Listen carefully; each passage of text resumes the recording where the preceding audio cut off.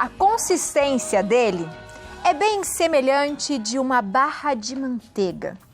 Mas nenhuma máquina já inventada é tão completa, complexa e engenhosa como o cérebro humano.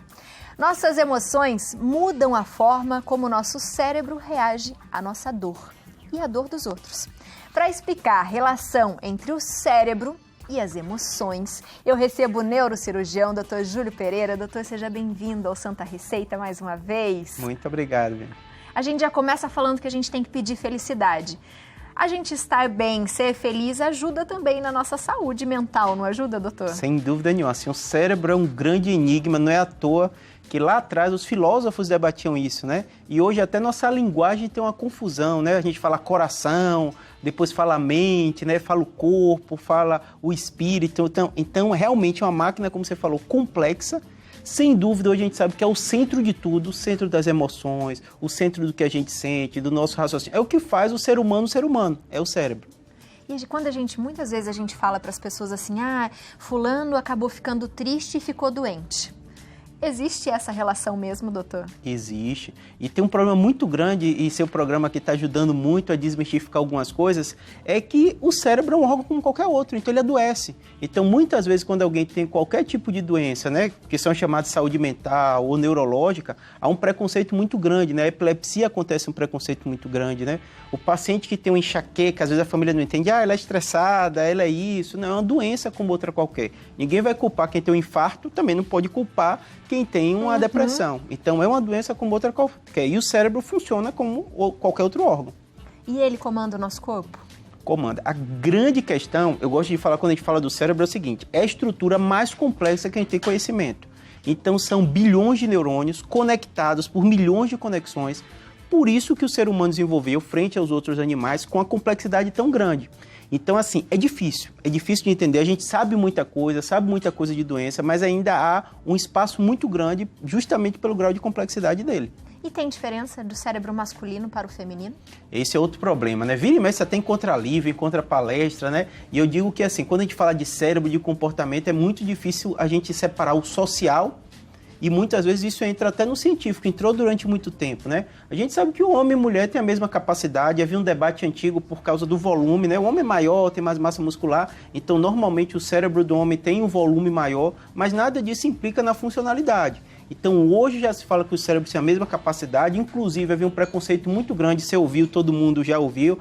Homem tem maior habilidade para isso, para dirigir. Exato. Mulher tem mais habilidade disso, a mulher fica mais em casa. Mas quando você vai analisar, tem um comportamento, né? Às vezes a mulher é mais treinada para uma determinada habilidade. E é difícil você separar o que é do cérebro e o que é comportamento adquirido, já que o cérebro é uma máquina dinâmica. Que importante isso. E como que o cérebro consegue ligar com os nossos sentimentos? Como que isso acontece? Perfeito. O que acontece? A gente entende que todo animal tem um cérebro e um sistema nervoso com diversas complexidades. Você imagina, por exemplo, a gente tem fome ou tem sede, é o nosso cérebro que comanda. A gente vai comer alguma coisa, a gente se sente saciado. Então, toda essa relação faz com que nossas emoções modulem nosso comportamento. Então, se a gente for falar desde vontade sexual, desde vontade de passeio, desde a vontade que a gente tem de se alimentar, que aqui passa no seu programa o tempo todo, né? Como o doce age no cérebro, né? Porque algumas pessoas comem tanto que ganham peso e têm um prejuízo na saúde, sabendo, né? Porque alguém fuma sabendo que isso vai causar um prejuízo para a saúde dela, é justamente isso. O sistema límbico, que seria a parte do cérebro responsável por isso, ela tem uma área que a gente chama sistema de recompensa. Você fez uma coisa que o seu cérebro entende como bom, ela estimula aquele comportamento. Então é algo fenomenal, fantástico e modulável. Vou dar um exemplo que está debatendo muito, rede social.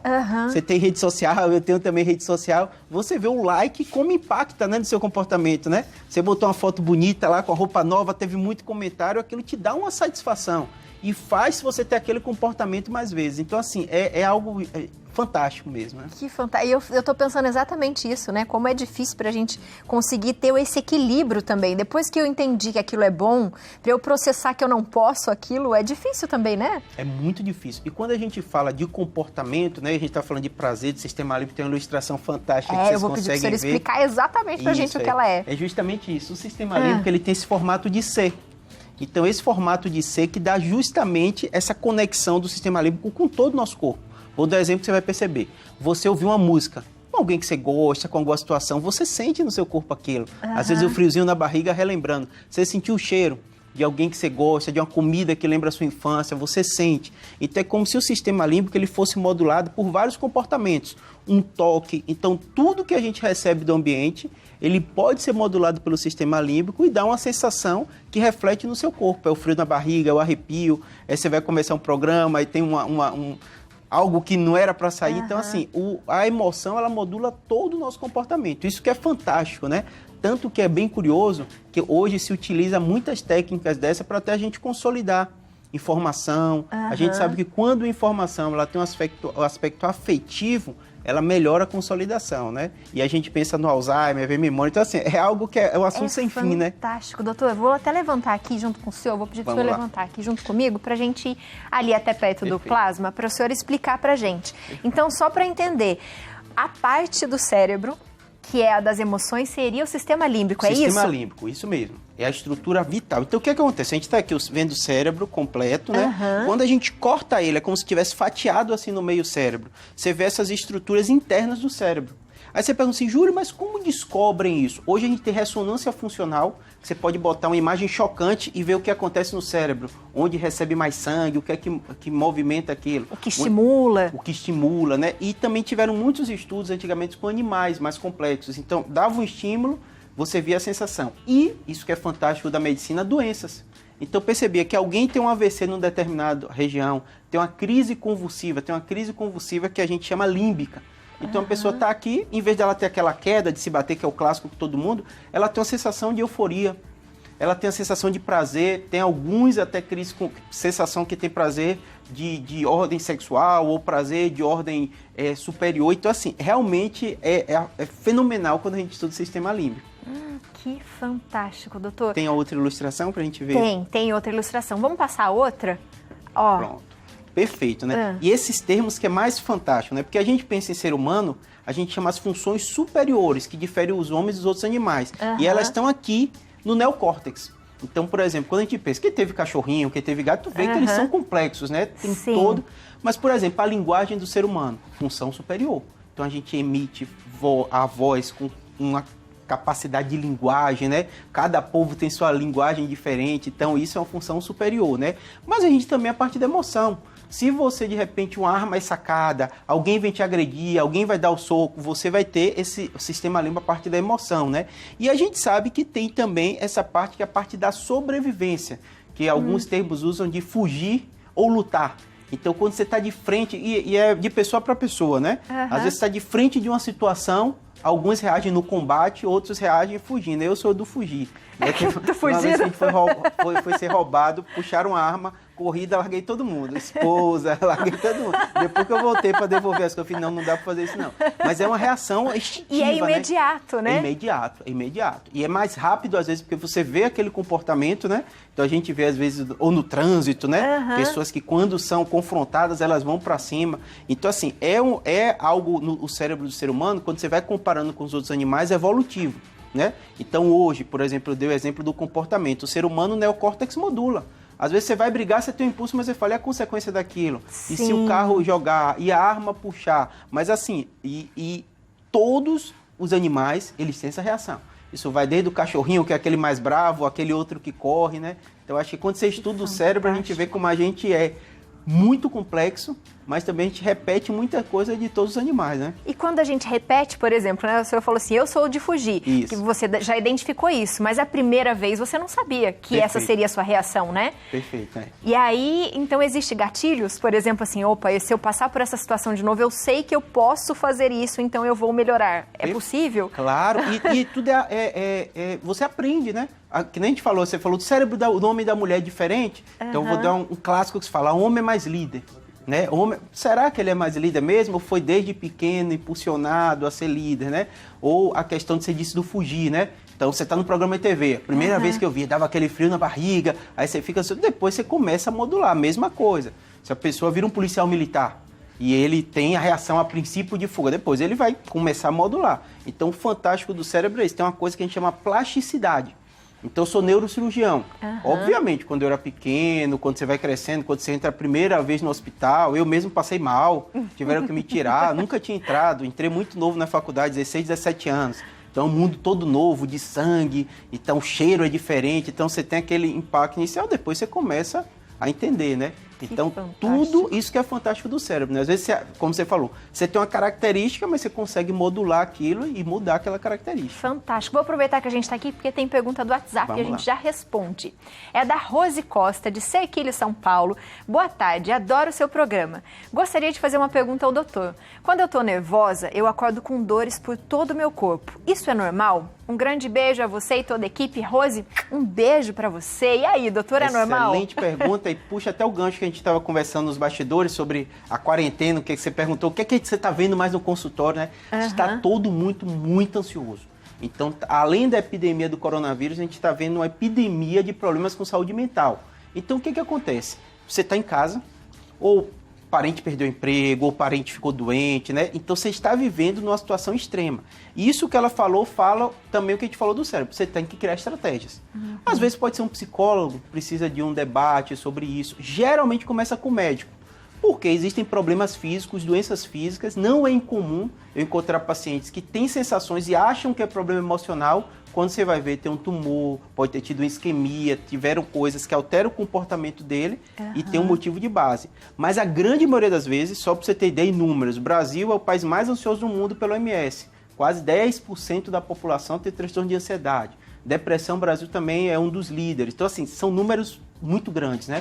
Período da pandemia, a gente não tem essa estatística ainda porque está sendo criada, mas sem dúvida vai ser provavelmente das maiores da história. Então, se isso está incomodando ela, procura o clínico dela. Hoje tem telemedicina, tem outras opções dela fazer. Não conseguiu, vai no posto de saúde para ver o médico da família se ajuda ela. E muitas vezes ele vai caminhar para o psicólogo, porque ela vai ter que criar estratégia, senão não consegue viver bem. A gente está falando da ansiedade, depressão, que tem tudo a ver com isso também, né, doutor? Perfeito. E é curioso, eu gosto sempre de alertar, até paciente no consultório eu falo isso, né? Porque como eu sou neurocirurgião, eu pego muito caso de tumor, meningioma, coisas que realmente você descobre e seu mundo reformula, né? E muitas dessas não são nem doenças que precisam operar, mas às vezes a pessoa fica ansiosa com aquela informação, né? E eu falo o seguinte, você tem que se conhecer, mas entender que não só conhecer, saber que o cérebro, a saúde mental é uma doença como outra qualquer. E eu digo como exemplo isso que profissões, quando você olha de maiores taxas de suicídio, o médico tá. Então, imagine, tem um conhecimento, ele sabe a informação, mas muitas coisas não houve o sinal do corpo. Profissional de alto rendimento, né? Plantão, policial também, né? Estresse o tempo inteiro. Então, você tem que observar os sinais também do seu corpo. Do mesmo jeito que a gente tem pela essa parte, vamos dizer, ruim, né? Que é a parte da ansiedade, da depressão, a gente também sabe que existem bons, não vou dizer gatilhos, mas bons momentos que também relaxam o nosso cérebro. Então, a dica, né, ou a ideia seria que a gente tivesse esse equilíbrio. Por exemplo, eu sei que ouvindo tal música, isso me deixa tranquilo, eu posso dormir melhor, ou eu posso me acalmar. E isso ajuda, doutor? Ajuda. Primeiro, tipo de informação, né? Então, você vê informações positivas, né? Como seu programa, teve comida, teve culinária, artesanato. Isso vale a pena. Então, não só ficar ouvindo doença o tempo inteiro, ou só notícia ruim de desemprego. Então, tudo que você está recebendo no seu corpo está também. E atividade física indiscutivelmente ajuda. A questão da alimentação balanceada, né? E criar uma rotina. Então, se você encaixa na sua rotina essas atividades que te relaxam, né? A gente sabe, já está até provado cientificamente, né? A própria questão da religião, né? O se aproximar com Deus, isso dá um relaxamento também. Então, é importante todo esse tipo de comportamento. Se fosse para o senhor falar para as pessoas que estão em casa e que estão adoecendo, a gente fala agora da mente, então, que é o nosso cérebro, né? Que a gente fala doenças da mente, que são a ansiedade, depressão. O que a gente poderia dar, né, falar para essas pessoas, além de todas essas dicas, quando elas vão ao médico para tentar explicar o que elas estão sentindo? Porque às vezes elas mesmas já dão um diagnóstico, já vão no Google de repente olhar, às vezes vão fazer um exame, olha o exame, já a gente procura, porque a gente não sabe ler os exames, e aí você já fica desesperado, nossa, deu um cisto, ou deu um tumor, e aí você já vai nervoso no médico. Então, como que a gente deve agir nessas situações? Perfeito. Costumo dizer o seguinte, o ser humano, ele é assim, eu até brinco brinco com os pacientes, falo as pessoas de alto rendimento, né? Então, jogadores ou artistas que estão na TV, eles estão o tempo todo sob pressão. E nosso corpo tem o nosso limite. Então, entender que isso acontece, você viu o sinal ou a família pontuou, procura ajuda, porque às vezes uma ajuda externa, ele observa mais do que você o prejuízo e você fica mais à vontade. Você percebe muito pessoas que são ou de alto rendimento ou líderes de casa, ele fala assim, eu não posso me sentir frágil, senão o que é que vai acontecer com os meus filhos, né? Tudo isso.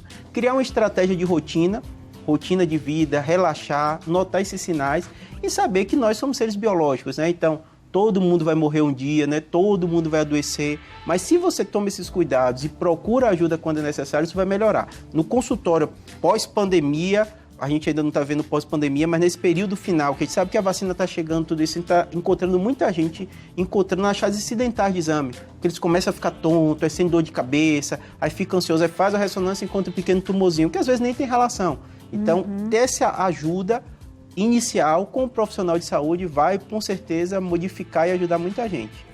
Respira, não pira, né, doutor? Com certeza, com certeza. Você relaxa e também, bem o senhor disse, né? Somos seres humanos, então vai acontecer de um dia você falar, nossa, estou acelerado demais, mas identifique isso em você, né? Com certeza. E eu até falo com o paciente que é curioso, que tem muita gente que foi alto rendimento a vida inteira, aí chega na idade e fala assim, isso não pode estar acontecendo comigo, porque eu sempre até trabalhava mais.